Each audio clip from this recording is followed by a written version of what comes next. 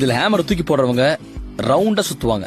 ஹேமரால உருவாக்கப்பட்ட சர்க்கிளுக்கு நடுவுல நிப்பாங்க. இது 1 மணி நேரத்துக்கு 104 கிலோமீட்டர் வேகத்துல சுத்தும். ஆனா விட்டாதான் போகும். இதான் நியூட்டன் சாரோட லா.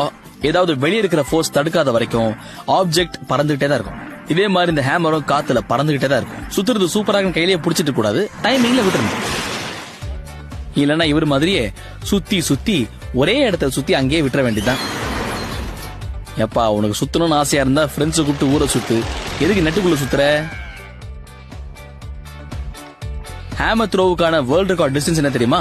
285 feet, அதாவது 86.86 meters. இல்ல வானா சொன்னா கேளுங்க, உங்களால முடியாது. ஒரு சொதப்ப போறாருன்னு பார்த்தாலே தெரியுது. இதுக்கு பின்னாடி உள்ள சயின்ஸ் சொல்றேன், நல்லா கேட்டுக்கோங்க. இதை சுத்தும் போது மனுஷங்களை விட வெளியே சுத்துற ஹேமர் பயங்கர வேகத்துல சுத்திட்டு இருக்கும். ஆனா 2 பேரும் ஒரே நேரத்துல தான் சுத்துவாங்க. நம்ம உடம்பால 1 மணி நேரத்துக்கு 8 கிலோமீட்டர் வேகத்துல மட்டும்தான் சுத்த முடியும். ஆனா இந்த ஹேமர் மட்டும் 1 மணி நேரத்துக்கு 80 கிலோமீட்டர் வேகத்துல சுத்திட்டு இருக்கு. ஒருவேளை இதோட வேகத்தை அதிகப்படுத்தணும்னா சர்க்கிள்ல சுத்திட்டு இருக்கிற ஹேமரை இன்னும் வேகமா சுத்த வைக்கிறதுக்காக அதை விட 4 மடங்கு வேகத்தை பயன்படுத்தணும். இவ்வளவு சயின்ஸ் தெரிஞ்சதுக்கு அப்புறம் கொஞ்சம் ஓய்வு எடுக்கணும்ல, தலை சுத்துது இல்ல, நான் அப்படியே படுத்துக்கிறேன்.